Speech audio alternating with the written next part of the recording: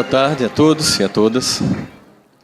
Meus irmãos, o tema que a gente vai abordar é muito delicado e por isso eu conto com a vibração de vocês.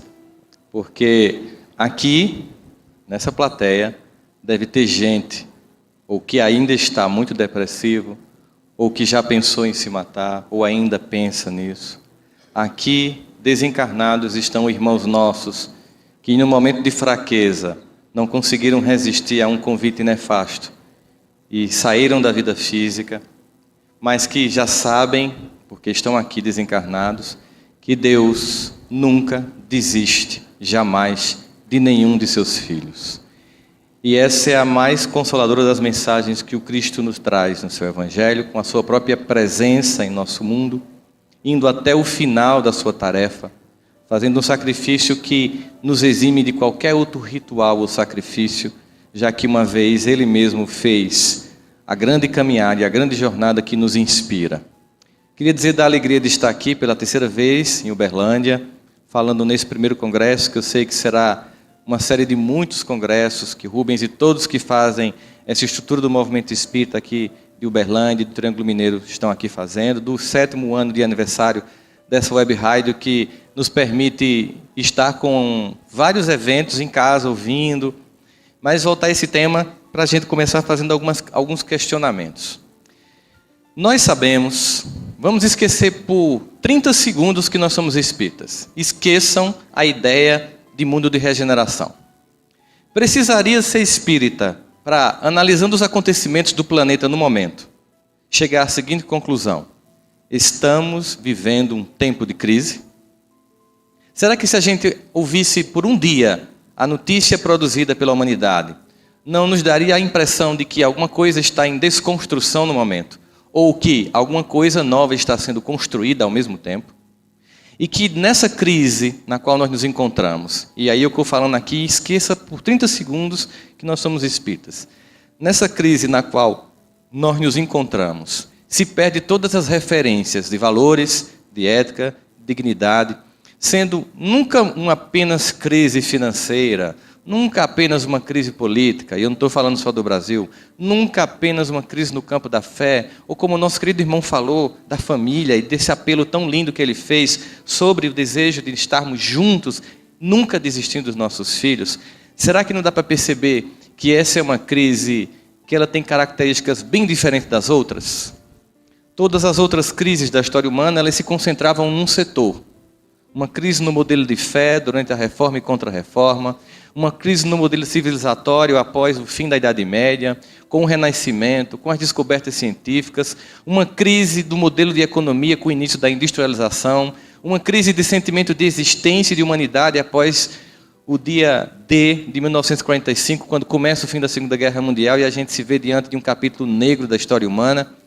Nós estamos diante de uma crise sem precedentes, porque é uma crise que atinge tudo: a ciência, a família, a religião, as culturas e as intimidades. Porque em período de crise, os seres humanos por dentro entram em processos de crise. E tem um conceito que eu gosto muito de usar, porque a partir dele a gente começa a refletir sobre essa crise para entender por que tem aumentado os casos de suicídio e de depressão no planeta inteiro. Um pensador chamado Gramsci, ele vai dizer que nós temos uma crise quando o modelo velho insepulto já não dirige mais os vivos, e o novo não se explicitou e por isso não está qualificado para orientar o presente. Traduzindo, nós temos uma crise quando o modelo antigo não serve mais, mas não tem um modelo pronto para substituir. Jorge nos falava do modelo de família. O modelo de família do passado, da minha educação, por exemplo. Quem aqui pagou moral e cívica? Por favor, levante a mão sem vergonha, que está velho, eu sei. Vocês sabem que o Aeróbio está esperando a gente brevemente, né, Jorge? A gente está já chegando lá. Nós somos de uma geração de educação Wi-Fi. Você sabe que rede Wi-Fi é quando você acessa a internet sem fio, né? A minha educação era assim. A minha mãe olhava a 100 metros e eu entendia o que ela queria dizer. Essa família funciona hoje em dia? Mas a família de hoje em dia está funcionando? Entende? O modelo antigo não dá mais por conta e o novo não está funcionando. Crise.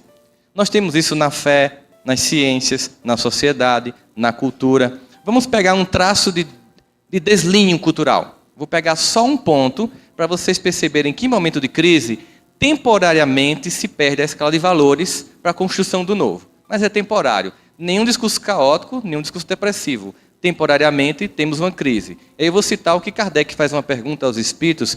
Por que quando analisamos a história humana, nós temos uma impressão de que, ao menos do ponto de vista moral, ao invés de avançar, recuamos? Pergunta inteligente, como sempre, as que ele faz. Porque, materialmente, a gente avança. Quem tinha um Ericsson nos anos 80 e tem um iPhone hoje sabe como a gente avança materialmente.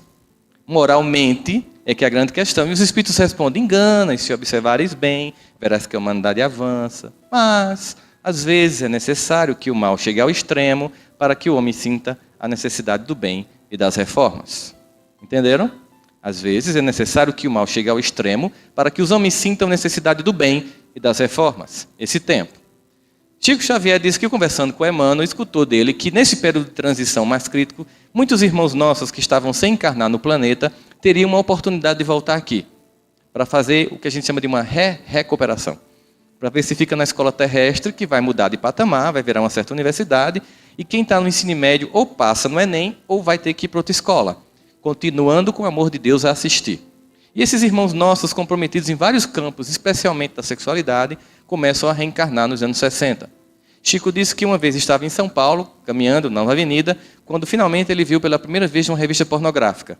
E ele fez: e chegaram. E era só o começo. Se ele estivesse aqui hoje, ele ia ver que eles estão... Parece aquela assim: está dominado, está tudo dominado. Esse temporário momento em que o mal dá sua última festinha de despedida. Porque o bem sempre impera, o dia sempre amanhece. E a gente observa isso se a gente pegar um traço de cultura. Vamos pegar aqui dos anos 70 para cá, para a gente pegar um traço de cultura. Eu não vou falar da Vila Sésamo para não deprimir essa geração, mas a música que definia a minha infância, por exemplo, era assim: marmelada de banana, bananada de goiaba, goiabada de marmelo. Tem poesia? Tem letra? Tem melodia? Autor? Gilberto Gil.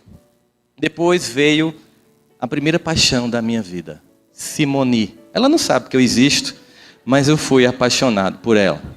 E a música que definia aquele início de programação infantil da minha já pré-adolescência era: depende de nós, quem já foi ou ainda é criança, que acredita ou tem esperança, quem faz tudo para um mundo melhor. Tem música, tem poesia.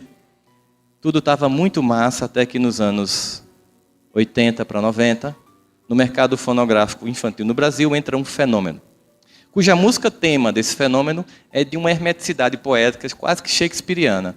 Mas eu acredito que vocês de Uberlândia podem me ajudar a interpretar a profundidade poética dessa música que diz: Hilari, Hilari, Hilarie, oh, oh, oh. Tem poesia, tem melodia. Começa-se a geração das músicas em que não se diz nada. Oh, aê, aê, aê, oh. Tava até bom, porque depois disso começou a descer na boquinha da garrafa e nunca mais parou. Quando a gente pensa que eles vão superar a capacidade de serem pornográficos, colocar o papel da mulher de forma chula e defender a ideia da traição, da vulnerabilidade, da desconstrução familiar, eles conseguem ser mais baixos ainda. É um tempo de crises. E em tempo como esse, ficamos vulneráveis. Mas nem todas as pessoas são vulneráveis do mesmo jeito. A gente observa que o que de fato gera angústia não é o evento, mas a reação que eu tenho a esse evento. Na mesma família, por exemplo, se tem um pai que é alcoólatra, e tem 5 irmãos, que são filhos desse pai, uns se traumatizam, um reproduz vir alcoólatra, o outro vai morar fora para fugir dessa angústia familiar, mas cada um reage de uma forma. Então, quando a gente pensa em depressão e suicídio, a gente pensa o seguinte, em algumas perguntas que eu pretendo tentar fazer a gente refletir hoje. Por que uns são vulneráveis às dificuldades da vida e outros não são? E por que uns se deprimem e se matam e outros não? E como construir competências para superar as dificuldades da vida? E, finalmente, qual é a proposta espírita cristã para uma vida equilibrada? É mais ou menos sobre isso que a gente vai tentar falar hoje aqui, começando a tentar explicar como as ciências do comportamento humano tentam descrever a vulnerabilidade psicológica. Entenda o seguinte, A partir do advento da psicanálise, se começou a estudar a angústia humana, a dor humana. E a contribuição de Freud e todos que vieram depois dele foi fantástica, porque até então não havia nenhum tratamento adequado para os transtornos emocionais. E por causa do avanço dessas pesquisas e da medicação que começou a ser desenvolvida, parte significativa, em mais de 85% dos casos depressivos, com a medicação e tratamento adequado, o indivíduo sai do processo. Só que se concentrou tanto durante esse primeiro início da psicologia, da psicanálise, enfim, de todas as ciências do comportamento humano, naquela incapacidade, na incompetência, que se construiu muitas teorias para explicar as patologias, mas se esqueceu de construir teorias que explicavam as nossas competências. É muito fácil descrever quando alguém é incapaz, mas nunca ninguém conseguiu diagnosticar a competência humana. E hoje, essas ciências estão voltadas à chamada psicologia positiva para perceber o seguinte: por que uns são vulneráveis e outros não? Então, há competências que podem ou não ser desenvolvidas. A grande questão seria, a personalidade seria essa explicação para a gente de como se constrói um indivíduo capaz? Então, as primeiras questões na pesquisa foi, seria o QI, ou seja, a capacidade de inteligência da pessoa, que definiria ou não a vulnerabilidade dela? Pessoas mais inteligentes são menos vulneráveis? Não, muito pelo contrário. A gente vê que, às vezes, uma inteligência desprovida de valores de espiritualidade torna o indivíduo propensamente depressivo, porque como ele vê de forma crua a sociedade sem fantasias, ele dói, ele sofre. Ele vê o mundo cru e sofre com esse mundo, porque ele não tem uma busca e um sentido de esperança. Seria então o ambiente no qual esse indivíduo foi criado, a educação que ele recebeu ali, seria a cultura? Por exemplo, os brasileiros seriam menos propensos à depressão que os suecos? Seria o gene, estaria na resposta genética de uma tendência familiar? Seria gênero, mulheres versus homens? Seriam orientações sexuais homoafetivas ou heterossexuais que definiriam mais ou menos competência para a superação das dificuldades da vida? Ou seria a condição social na qual eu vivo, uma família de classe média baixa, classe C, classe média alta, rica, enfim? Nenhuma dessas variáveis explica. Portanto, as pesquisas começaram a ser adiantadas até que chegou a um processo em que todas as teorias chegaram a uma conclusão comum.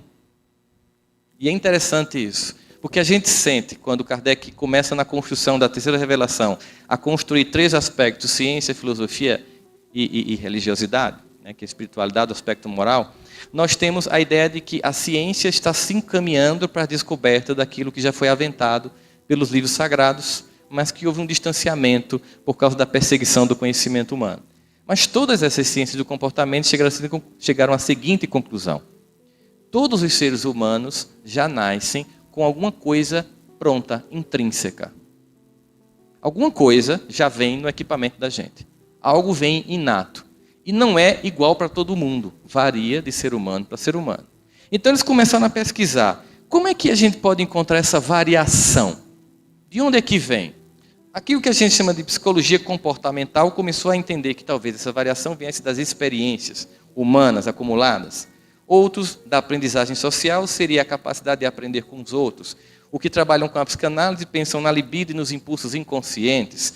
Os que trabalham com a teoria da autorrealização, como Maslow, pensam que é um indivíduo que está dotado para a construção de competências. Os psicólogos evolucionistas pensam na questão dos genes diferentes e os geneticistas, especificamente, pensam que seria aquilo que o Richard Dawkins criou como The Selfish Gene, o gene egoísta. O Richard Dawkins é o mesmo autor de Deus, um Delírio. Um livro em que ele argumenta fortemente a ideia de que as sociedades que acreditam em Deus são mais violentas do que não acreditam. Lamentavelmente, ele está equivocado. Exatamente nas sociedades onde não tem nenhum tipo de religião que se cometeu as maiores atrocidades e assassinatos de milhões de almas humanas. Mas é um livro importante ser lido porque lembrem-se que Kardec nos convida para ter uma capacidade de fé racional, argumentando frente a frente com a razão em qualquer época da humanidade. Os argumentos são interessantes e muitas religiões não têm respostas, mas nós temos. A partir, inclusive, das primeiras perguntas e respostas do Livro dos Espíritos, nós conseguimos dialogar com o autor de Deus, um Delírio, sem delirar nenhum momento com relação a Deus. Se começou então a perceber, se a variância não explica tudo por si só, haveria alguma coisa a mais? Quando a gente vai para um congresso de psiquiatria, de neurologia, de psicologia, que eles começam a falar que seria cultura, genética, e se você levantar a mão e fizer E os gêmeos chipófagos? Aquelas crianças que nascem coladas e que estão sempre juntas, no mesmo lugar, no mesmo momento. Porque eu posso explicar que eu tenho 2 filhos gêmeos e que um ficou introvertido e outro extrovertido, porque um dia um ficou com febre, ficou em casa, e o outro foi para a escola. Mas aquele que ficou em casa pegou uma grande briga do pai e da mãe, e o pai bateu na mãe, e aquele evento por si só traumatizou, por isso ele ser introvertido e o outro é extrovertido. E os chipófagos, que estão sempre juntos, na mesma hora, no mesmo lugar? Aí eles não têm resposta, porque chegaram à seguinte conclusão: que esses equipamentos standard não explicam o que eles chamam de variação do ambiente não compartilhado. Ou seja, por todas as pesquisas com apuro estatístico significativo sobre personalidade, conclui que entre variância atribuída a genes, a ambiente compartilhado, a cultura, a sexualidade, explicam 49% da personalidade. 51% os cientistas não sabem de onde vem. Não espalha que é reencarnação, que eles estão chegando lá. Deixa eles pesquisar. Já sabem que não sabem. Já é um bom começo. Ou seja, 49% se explica aqui, materialmente falando. 51% não sei de onde vem. Eles começaram a dar nomes esquisitos. Eles pensaram, por exemplo, em dar um nome de aleatoriedade. É um nome que eles dão. Não, isso é uma coisa aleatória. Sabe quando você não consegue explicar o que o paciente tem, você diz que ele tem virose? Pronto, é virose. Né? Então é aleatoriedade. Não é uma resposta que a ciência se satisfaça. Dá para a gente ir um pouco mais profundamente. E aí a gente começa a perceber sobre a ideia biológica de ruídos, desenvolvimental também, que são alguns argumentos, até que a gente chega ao que hoje nós conhecemos como resiliência psicológica. Se eu vejo que meu copinho d'água está aqui, vai explicar claramente o conceito de resiliência.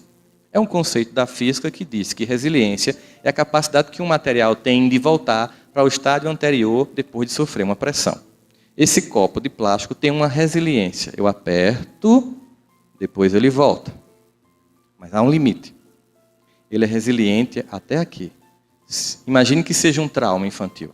Você está numa condição adversa, infantil, relacionamento difícil dos pais, provoca uma pressão psicológica e um certo trauma, mas depois de um tempo, se esse indivíduo é resiliente, uma vez que cessa aquilo, ele volta ao seu estado normal. Mas se a pressão for além do ponto de resiliência, esse copo volta ao estado normal? Nunca mais. Então, o que faria alguns indivíduos mais resilientes do que outros? Eu acabei de destruir o meu copo de água, mas tudo bem. O que faria um indivíduo mais resiliente do que outro? Então, se começou um conjunto de pesquisas. E se começou a agregar alguns conceitos, por exemplo, habilidade de voltar rapidamente para o seu usual estado de saúde ou espírito depois de passar por doenças, dificuldades, o que a gente chamaria de resiliência de caráter. Um exemplo claro de resiliência de caráter é a biografia de Chico Xavier, que tem aquela infância extremamente difícil, aquela convivência com a madrasta extremamente difícil, passa por todos aqueles sufocos que vão entre a tragédia e a comédia, porque a vida dele vai entre a tragédia e a comédia, mas não só a dele, a de todos nós. E ao final de tanta dor, de tanta angústia, a resposta daquele homem é a transcendência. Porque ele sai, exatamente como no mito, que você falou no final, belíssimo, em homenagem ao sagitariano que sou eu, você colocou lá o centauro. Brincadeira. A ideia de que mesmo ferido, ele serviu. Esse convite tão belo que nos foi feito aqui no final. Mesmo ferido, ele serviu. A grande questão é essa. Vamos tentar descrever esse ambiente. Estamos aqui na Acrópole, em Uberlândia. Estamos num evento cristão. Concordam comigo? Pronto, se a gente está num evento cristão e Jesus disse que veio para os que estão doentes, não para os que estão sãos, o que é essa sala? Uma sala de espera de emergência. Tem indivíduos mais doentes e menos doentes. Concordam comigo? Geralmente, aquelas pessoas que trabalham ativamente no movimento espírita são os mais doentes. Porque o paciente que passa mais tempo no hospital está na UTI. Concordam comigo? Então, aquele que vem como simpatizante, ele é um doente que não sabe ainda que está doente. Não é que ele esteja bom, ele não sabe ainda que está doente. Quando a gente vem, seja aqui na presbiteriana, na congregacional, na catedral, buscar o Cristo, a gente tem um primeiro movimento que precisa para se relacionar com este que é o nosso modelo de comportamento. é a humildade de reconhecer a nossa fragilidade. E o fantástico é perceber a grandiosidade de um Deus que, mesmo diante de tanta imperfeição, de tanta incapacidade, nos ama profundamente, porque, ao contrário de nós, limitados e infantis, que enxergamos as nossas incompetências e sombra, Deus sabe do projeto luminoso que tem para a vida de cada um de nós aqui. Porque Ele nos ama particularmente. Sondando os nossos corações, como diz Davi, sondando quer a gente esteja em pé, que a gente esteja deitado, naquele belíssimo salmo de Davi, Ele nos sonda. E mesmo quando faltam em nós palavras, Ele conhece os nossos pensamentos. E Ele diz, tal ciência é tão preciosa que eu não alcanço de tão alta. E esse Deus que nos ama profundamente, sabe que na nossa trajetória de crescimento, só há um olhar de doçura e misericórdia. Vamos imaginar como é esse olhar de doçura e misericórdia. Quando você vai passando numa escola infantil e você vê aquelas crianças bem pequenininhas, no pré-escolar, brincando, se pintando, mordendo uma a outra, você imagina que é um bando de bárbaros se matando? Ou você sorri pela infantilidade e percebe ali o germe de um ser humano que vai crescer? A gente consegue olhar até com doçura uma criança mordendo outra. É assim que Deus olha para a gente. Com a doçura de perceber crianças que irão amadurecer. Só que hoje as pessoas têm pressa. As pessoas querem respostas rápidas. Certa feita, um professor ouviu o seguinte do pai: será que não dava para tirar essas cadeiras e deixar o curso mais rápido, para meu filho se tornar um engenheiro mais rapidamente? Ele disse, sim, claro, é possível. Depende de que filho o senhor quer ter. Como assim? Por exemplo, para se ter uma melancia, bastam 6 meses. Mas para se ter um carvalho, são 100 anos. As pessoas querem rapidez, elas querem cura, elas não querem se deprimir, não querem ficar triste. As pessoas hoje chegam procurando um profissional de saúde e dizendo o seguinte: eu estou chorando muito. Aí eu pergunto, por quê? Meu filho morreu de acidente semana passada e eu queria deixar de chorar. A senhora está brincando comigo? Eu, no lugar da senhora, estava urrando, não era nem chorando. Porque a senhora não quer viver a dor da separação momentânea de um filho? Um amigo meu chegou, endocrinologista, e disse, eu não vou mais ser endocrinologista, cansei. Por quê? Os pacientes não querem mais emagrecer. Não, quer não? Não, eles querem ser emagrecidos. Eles chegam para mim e dizem, eu como isso, isso e isso, não vou abrir mão, doutor, agora eu passo um remédio para emagrecer. Então ninguém quer se deprimir, ninguém quer ficar triste, ninguém quer respeitar o fluxo da vida, que como as marés, ora avança, ora recua. Ora nos convida à exposição, ao contato, à brincadeira, ao lúdico, ora nos convida à auto-reflexão, a refazer caminhos, e isso implica uma certa angústia, uma certa dor, de se reconhecer, de se ver dentro de si algumas sombras incômodas. Mas essa paralisia da culpa, que gera o estado de depressão em muitas criaturas, e que pode chegar a um estágio tão profundo, que gera um sentimento de que a única solução seria desistir da existência, é uma estratégia.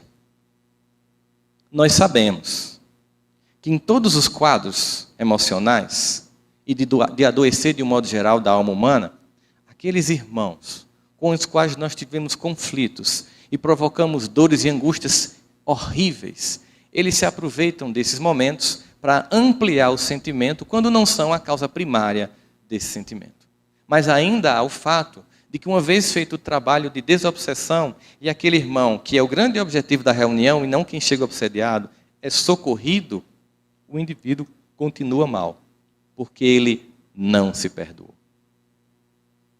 E o convite mais fantástico no processo de cura é um convite de perdoar-se para a construção de uma mente focada naquilo que tem que ser mudado e não naquilo que foi feito. Se tem um personagem assim que é rico nesse exemplo, ao meu ver, é Saulo de Tarso. Vamos imaginar essa cena clássica na porta de Damasco. Saulo era o quê? Quando a gente está estudando o movimento espírita, Saulo era o quê dos cristãos? Era o perseguidor dos cristãos. Dizer que Saulo era um perseguidor dos cristãos é ser politicamente correto. É ser doce diante de alguém que era pior que isso. Chico Xavier tem essa característica da doçura, né? Ao invés de dizer que as moças eram prostitutas, diziam nossas irmãs que vendem as forças sexuais da alma. Doçura de Chico. Você pode dizer que em vez de um indivíduo ter sido traído, porque ele foi temporariamente obliterado do contrato afetivo. Fica bonito, fica mais chique, dá até para suportar o negócio. Dizer que Saulo era um perseguidor de cristãos é ser muito doce com um assassino. Ser muito doce com um burguês que em nenhum momento se reúne com o seu povo para tirar o invasor romano. Mas um homem que, usando de seu poder, de sua influência, enquanto o seu povo era escravizado, humilhado e as mulheres violentadas, passava todo o seu tempo perseguindo e matando quem tinham reconhecido e já estavam seguindo o mestre que ele esperou durante toda uma vida. Esse homem que foi discípulo de Gamaliel, um dos maiores comentadores da Torá, uma alma doce do Sinédrio. O Sinédrio era como o Senado brasileiro, tinha algumas almas boas. E estava lá entre elas Gamaliel, que foi o professor de Saulo. E quando Saulo chega em Damasco, simplesmente o impacto do contato com Cristo faz com que ele desperte e perceba que ele estava perseguindo e matando quem seguia o Messias que ele passou a vida inteira esperando. Talvez, naquele momento, tenha passado toda a trajetória de sua vida. Ele talvez tenha lembrado aos 12 anos o seu bar mitzvah, quando um jovem judeu recita todos os 5 livros da Torá. Ele tenha lembrado de Isaías, de Daniel, de todos os profetas que anunciavam que o Messias vinha. Talvez ele tenha entrado num choque momentâneo de dizer, eu não acredito que ele veio. Eu não reconheci e ainda perseguia quem o seguia. A pergunta é, quando Jesus chegou para Saulo, ele fez, primeiro sentimento da alma infantil, culpa. Eu não mereço sua presença, Jesus. Eu sou um ignorante. Eu passei toda a minha vida ali esperando, e quando você veio, eu não lhe reconheci e matava os que já te seguiam. Ele fez isso? Vocês lembram se ele fazia esse comentário, se culpando? Ele podia fazer uma outra coisa também quando a gente não quer mudar. Ou se culpar, ou se justificar. Ele podia ter dito assim, pô Jesus, mas vamos combinar, tu me enganou, velho. Pô, velho. Porque assim, a gente estava esperando um Senhor dos Exércitos em toda honra e toda glória. Aí tu nasce numa manjedoura, perto de jumento, filho de um carpinteiro. Pô, hashtag me enganasse geral, velho. Podia ter dado um sinal mais claro. Podia ter feito um Face, colocado no Instagram. Cheguei, galera, estou aqui para salvar a humanidade e tal. Cadê você, meu irmão? Aí tu vem assim, devagarinho e tal. Ele se justificou? Ele se culpou? O que é que ele perguntou? O que queres que eu faça? Olha o que isso quer dizer. Se você está errando até aqui, simplesmente se culpar e se justificar é perda de tempo. Se você está errando até aqui, olhe para o alto e diga, Pai, o que queres que eu faça? Se está doendo, se está sofrendo, se está deprimido, se está angustiado, vai estudar Espiritismo. Não é por causa do que você fez na vida passada. Isso é desculpa. Não vá fazer regressão. Não gaste dinheiro. Não precisa. Se está sofrendo, se está doendo, não é pelo que fez.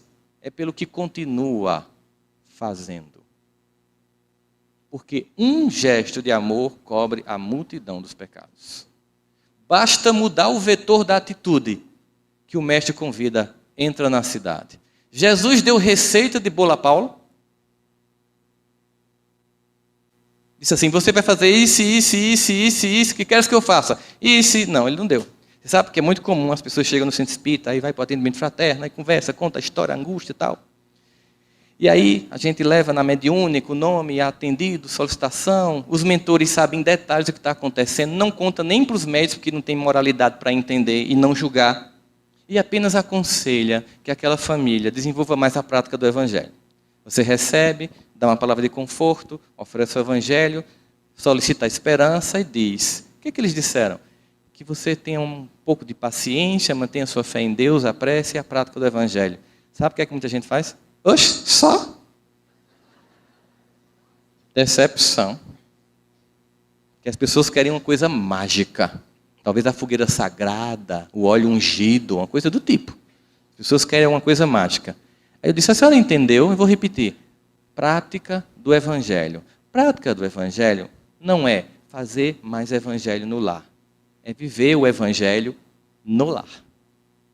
Jorge nos fez uma chamada muito importante sobre essa hipocrisia que existe na família. Eu conversava com um amigo meu, estranhamente a gente diagnosticando muitas famílias espíritas que os filhos não frequentavam o centro espírita. E eu disse, vamos conversar com esses jovens para ver o que está entendendo. Encontramos um buraco negro.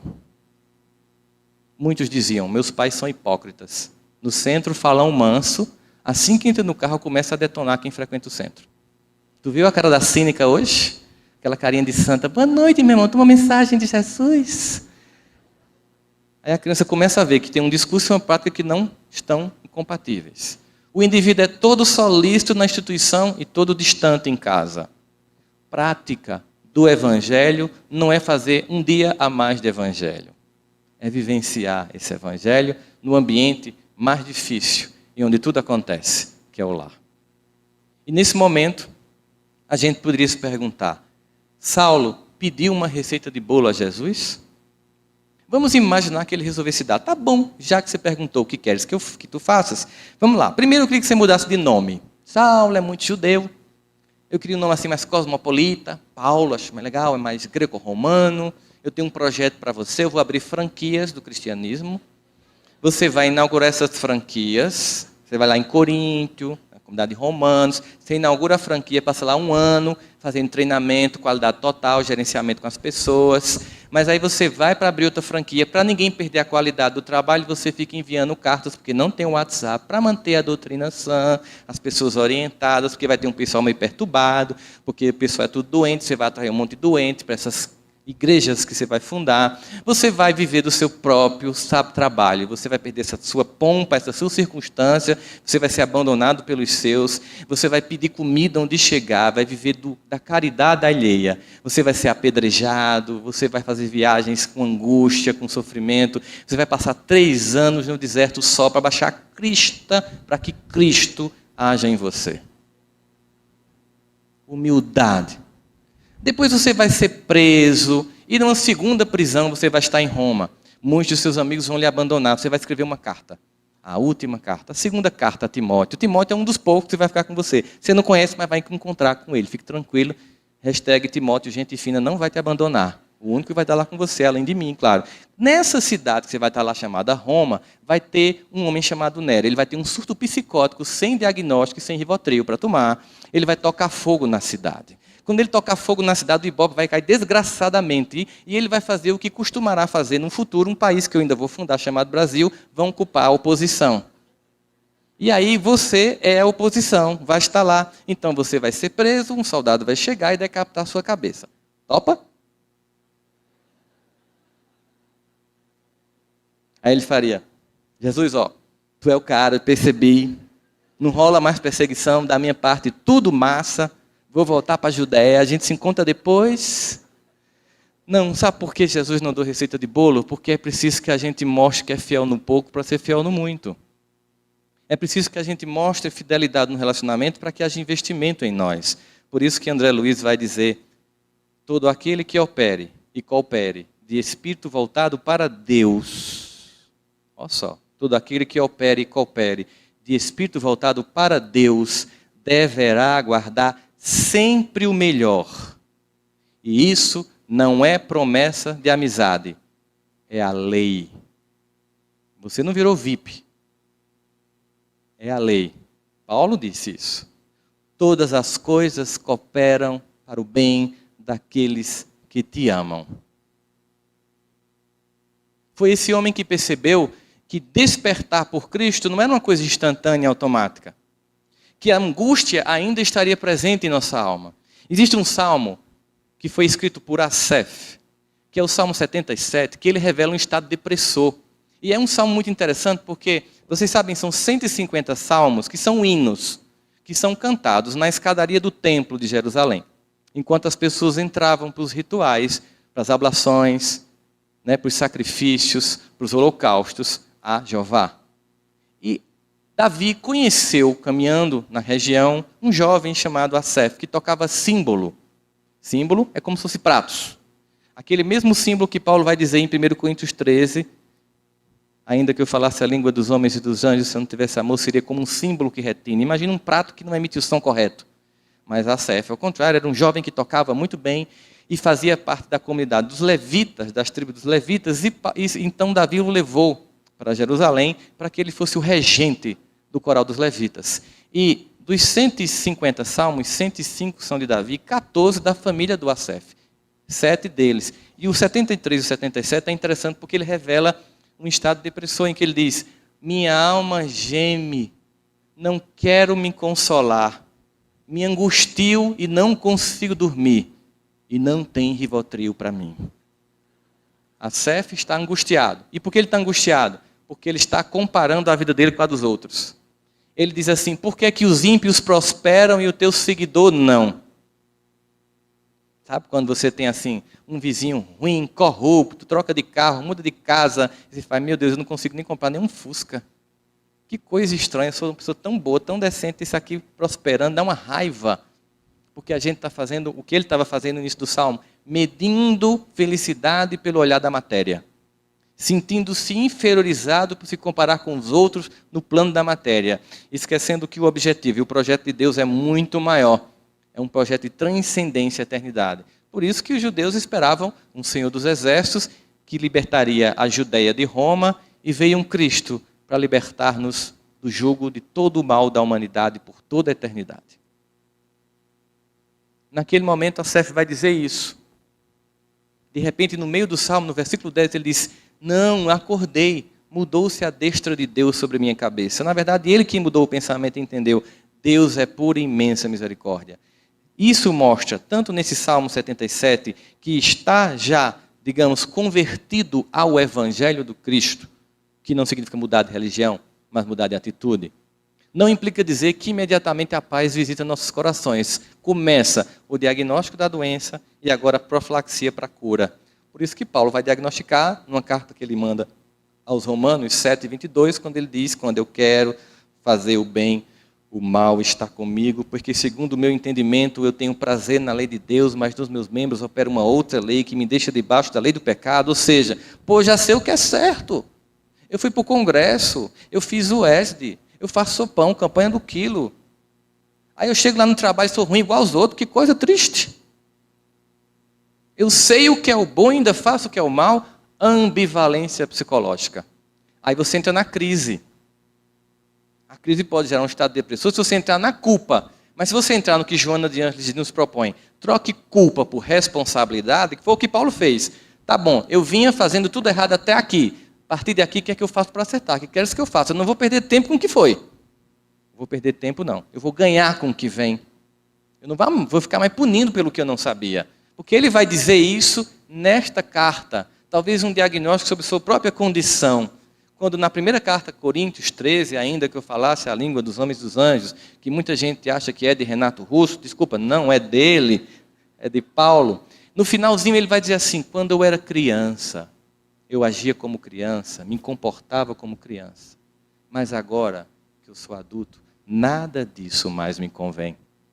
Traduzindo, tecla SAP. Antes de conhecer o Evangelho Redentor do Messias, do Cristo, a nossa mais alta esperança, eu agia como um ignorante. Eu vivia como um ignorante. Eu me pautava pelos valores de um mundo doente, que o próprio Cristo já dizia, jaz no maligno. Mas agora que eu conheço, nada disso mais me é permitido. Nada disso mais me convém, aliás. Porque ele vai até dizer: tudo até pode ser permitido, mas nem tudo me convém. É a seleção do que entra em mim, do que eu vivencio, que vai definir se eu sou um candidato ou não à depressão e à tentativa de suicídio. É quando eu seleciono que valor pauta a minha vida. Vocês terem uma ideia, nós estamos nesse ambiente. E as pesquisas na neurofisiologia dizem que aqui nós estamos captando 40 bilhões de bytes de informação. Mas só vamos reter 2.000 bytes de informação. Até o cantinho dessa sala, que tem alguma coisa, uma rachadura, o nosso cérebro está captando, mas ele tem que selecionar o que vai arquivar. Assim também é a alma humana. Numa sociedade como a nossa, em crise, em que se tem uma tendência muito grande de preponderamento, digamos assim, da execução ou da divulgação do mal, a sensação de depressão é terrível. Sobretudo levando em consideração nossa dificuldade, aqui, Quando a gente encarna, a gente incorpora nesse avatar, que a gente tem que devolver. Não sei se vocês sabem disso, lamento informar. Tem um prazozinho de validade que vai vencendo, a gente devolve o avatar. Esse avatar, chamado corpo físico, ele tem um cérebro que interpreta o mundo material para o mundo mental e espiritual. Mas ele é muito passível de enganar. Muito passível de enganar. Nosso cérebro não diferencia ficção de realidade. E eu não sei se vocês ouviram hoje de manhã, no café da manhã, alguém que estava vindo para cá, o evento que aconteceu numa cidade aqui próxima de Goiânia, de Uberlândia. Uma mãe que tinha acabado de ter um bebê, mais ou menos 17 anos, com muita angústia, porque com essa história do Zika vírus, a angústia muito grande das mães com bebês ou grávidos hoje em dia, morando numa casa dessas que não tem forro, é telha, e o marido vigilante noturno, ela é exausta, depois de passar 2 dias acordada com um neném que estava com febre, dormiu na sala. De repente ela acordou num susto, porque um barulho na casa aconteceu, e ela percebeu e lembrou que tinha deixado o bebê sozinho no quarto. E ela relata que quando passou pela cozinha, já viu a porta aberta. E quando ela chegou no quarto... De novo, né, Rubens? Teve medo de novo, Rubens?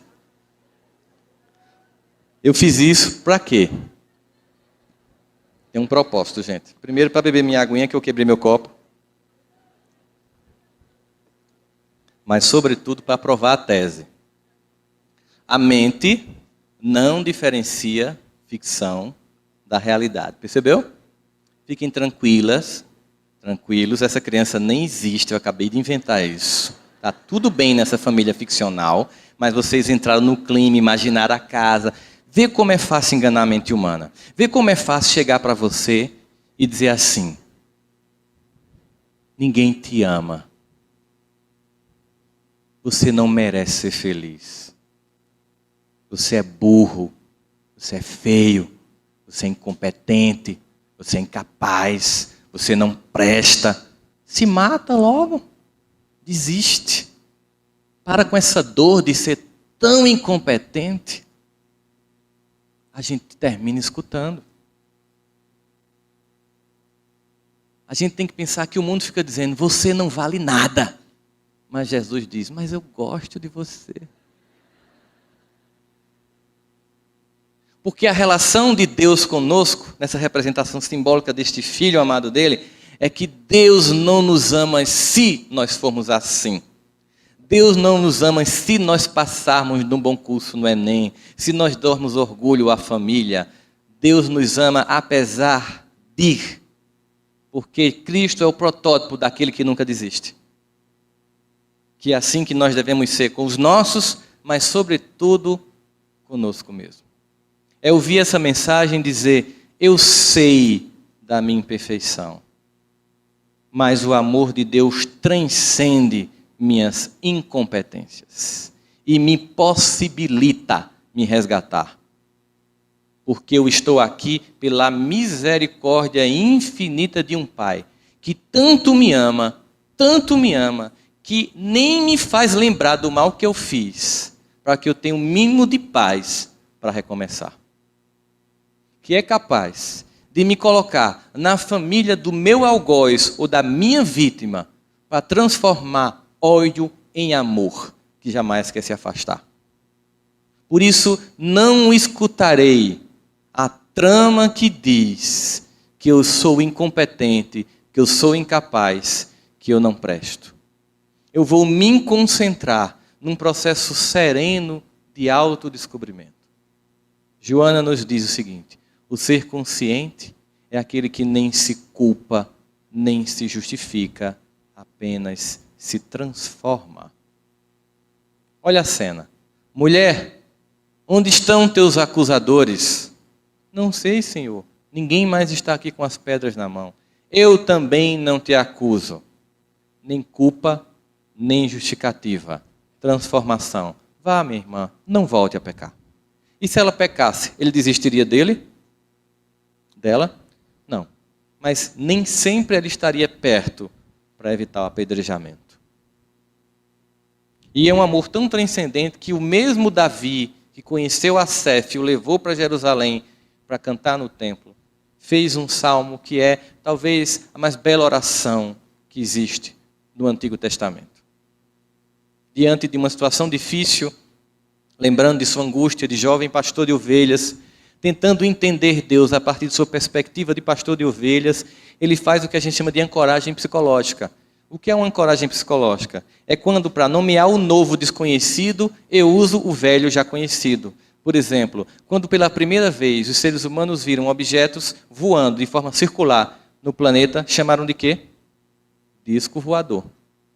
Eu conhecia disco e conhecia capacidade de voar. Usei palavras velhas para descrever uma coisa nova. Depois eu dei um nome novo. OVNI, objeto voador não identificado. Então Davi estava querendo entender como era Deus. Ele já tinha várias concepções de Deus dos profetas. Isaías que tinha estabelecido que Deus nem mente nem se arrepende, posto que não é homem para se arrepender. Ou seja, Deus não tinha humores que oscilava. Deus também não podia, por isso, odiar. Como antigamente se percebia. Não é que há incoerência na concepção de Deus nos textos. Há evolução conceitual de Deus nos textos. Não incoerência. E aí então ele queria entender esse Senhor dos Exércitos. Como era ele? Naquela angústia, talvez ele começou a imaginar a vida comum dele, de um jovem pastor que diariamente pegava suas ovelhas e levava para águas tranquilas, primeiro para pastos verdejantes, depois que elas se alimentavam no sol escaldante da Judéia, levava para águas tranquilas, e de vez por outra havia uma grande tempestade que se pronunciava sobre aquela região, e para poupar as ovelhas ele voltava por um atalho em que havia duas montanhas tão próximas uma da outra, que fazia sombra uma sobre a outra, e só tinha sol no meio-dia. E como tinha um precipício, como esse palco, muitas vezes havia latrocínio, assassinato seguido de morte. Haviam ladrões que roubavam e empurravam as pessoas para morrer. Por isso esse vale, em que uma montanha tão próxima da outra fazia sombra e que havia muito assassinato, era conhecido como o Vale da Sombra e da Morte. Mas para poupar as ovelhas de uma grande caminhada, Davi passava por lá, jovem, tempestuoso. E aí ele teve um insight, é isso. Agora eu entendi. O Senhor é o meu pastor e Ele não me faltará. Me fará andar por pastos verdejantes, depois irá levar a minha alma para águas tranquilas. E ainda que eu ande pelo vale da sombra e da morte, eu não temerei mal nenhum, porque tu estás comigo. Olha o consolo. Olha um pai que não desiste. Mesmo nas escolhas infantis do pródigo que sai, perde toda a herança, aguarda, espera, anseia e sabe que o filho vai retornar para os braços. Mas ele continua no salmo e diz, porque a tua vara e o teu cajado me consolam. Quando eu li, eu fiz, estava tão bonito. Então, os pastos verdejantes, para que uma vara e um cajado aparecer agora para consolar ninguém? O que um pastor de ovelha faz quando uma ovelha está prestes a cair no precipício? Ele faz uma terapia. Minha irmã, não vá.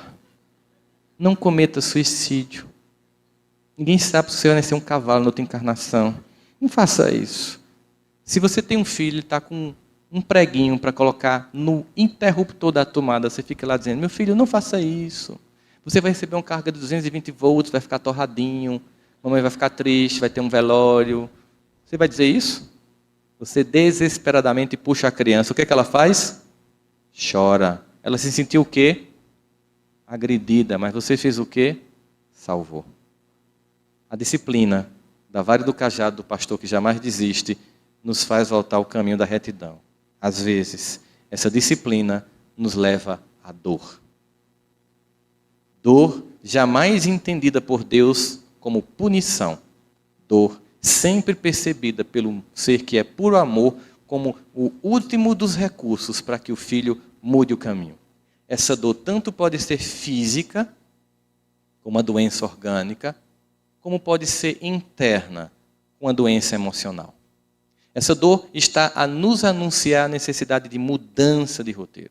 Está a nos convidar para mudar a forma como nós estamos gerenciando a vida. Nesse momento, nesse projeto que a gente percebe, existe um grande caminhar que nos convida a estágios de adoecer para acordar a consciência. O que é indicado nestes casos? É que a gente perceba o que nos provoca angústia. E o que foi interessante notar nas pesquisas sobre comportamento humano foi descobrir um padrão. A angústia humana sempre tem uma base, a comparação. Sempre que eu estou mal, eu estou me comparando com alguém. Sempre que eu estou angustiado, eu estou me comparando com alguma situação. Isso implica dizer que eu deixei de focar a minha própria vida para focar a vida do outro. E isso é angustiante. Porque existem milhares de pessoas melhores do que a gente em tudo. Mais bonitas, mais inteligentes, mais evoluídas, mais ricas. E nós temos uma infantil capacidade de apenas analisar quem está por cima. Eu tenho uma paciente que tinha uma depressão profunda e uma vez ela chegou para mim no consultório e ela tinha assim um monte de gente que ela detestava. Porque às vezes a depressão é tão profunda que você fica tão amargo que ninguém quer estar perto de você. Você é a pessoa mais carente, tudo que você quer é companhia, mas a sua forma amarga de ver e vivenciar o mundo é tão grande que você afasta todos de você. E ela tinha um monte de pessoas que ela não gostava. Ela fazia o curso de medicina e uma vez chegou para mim e disse: "Você acredita, estou com ódio daquela nojenta." Aí sentou. Aí eu fiquei: qual será? Ela tinha uma lista enorme de nojentas. Eu fiz: "É alguém que eu conheço?" "Não, essa é nova." Aí eu fiz: "E tua lista aumenta." Ela fez: "Você não sabe o que é que ela me fez?" Eu digo: "Então me diga, você acredita que essa nojenta, toda vez que vai apresentar um seminário, tira 10? Só para me provocar?" Eu já tinha percebido algumas características do seu comportamento. Isso que eu vou fazer agora chama-se terapia de choque. Eu já tinha percebido alguns comportamentos seus, mas esse particularmente eu não conhecia. Qual? Você é burra. Ele olhou assim para mim: "Como assim?" E como você não é aqui do Nordeste, a gente tem um jargão para especificar esse tipo de burrice sua. É burra com força, com vontade de ser burra. Um desejo íntimo de ser burra, de ser incapaz, de ser incompetente. Ela fez: "Cara, eu estou te pagando, sabia?" Eu disse: "Para dizer a verdade. Um amigo seu jamais lhe chamaria de burra com força. Você não vai me bater, ainda vai pagar a sessão. Terapia é isso. Eu estou lhe dizendo que você é burra com força." Por que você está dizendo que é burra? Porque quando a gente vê alguém brilhar, a gente se inspira, a gente aprende. E não lamenta a luz do outro, acende a própria luz. Quando a gente vê alguém brilhar, a gente pensa: a luz que brilha nele vai brilhar em mim, porque sou filho do mesmo Pai. Quando você vê alguém brilhar, você comemora, porque aquela pessoa começou a conseguir algo que você brevemente vai conseguir. Porque você começa a perceber como Deus age no coração que se permite passar pelo seu amor. Aprenda. 6 meses depois, elas defendiam um seminário juntas, se tornaram melhores amigas. Ela diminuiu a lista de inimigas. Porque se tivesse beijinho no ombro na época dela, ela cantava lá no consultório. Né? A ideia de concorrência, de olhar para o outro como um rival, de olhar para o irmão do lado como alguém que eu tenho que passar por cima no trabalho, isso gera angústia. De olhar o meu cunhado como alguém que eu tenho que ganhar mais do que ele, isso gera angústia. De olhar para a minha sogra como alguém que eu quero que pegue logo o aeróbus, isso provoca angústia. Nós estamos aqui para conviver com as pessoas nesse desafio constante e conviver com a pessoa mais difícil. Porque quando eu estou com raiva de alguém, eu posso dar um tempo. Pego o carro e dou uma volta, vou tomar um sorvete. Respiro, reconfiguro e volto. Porque isso é família. Família é aquele lugar que tem hora que você não sabe como suporta estar lá. Mas, sobretudo, que você não sabe como pode viver sem estar lá. Em que a gente oscila no mundo que vai entre essa angústia que Paulo detecta, da ambivalência psicológica. Por isso, quando a gente começa a diagnosticar esses sentimentos que nos faz sentir inferior, a gente pensa: eu preciso ser resgatado. Eu preciso acreditar em mim. Eu preciso olhar para mim com misericórdia e condescendência. Eu preciso desse olhar condescendente para comigo mesmo. E eu lembro que tem uma música que eu costumava cantar muito, né? Esse livro, o primeiro que eu lancei pela FEEG, o Auto Perdão, ele é um livro que eu trato muito de uma história que foi o perdão do meu pai, que era uma coisa que me deixava muito infeliz. Aquela clássica história de um pai alcoólatra que deixou uma família passando necessidade e fome. Eu era daquela geração que só tomava refrigerante no final do ano quando estava muito doente.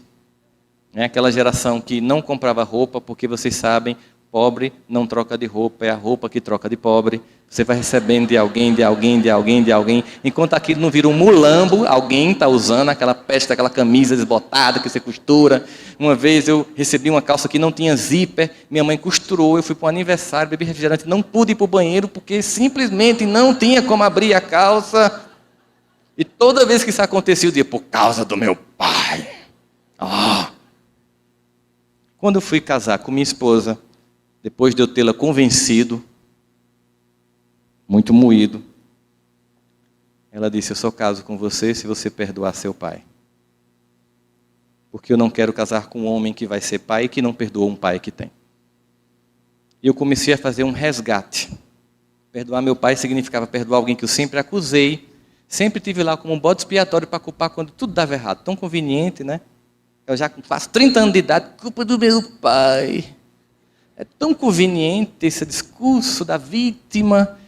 E tinha uma música que eu adorava, que é uma poesia bonita, mas é a música da vítima. Veja só.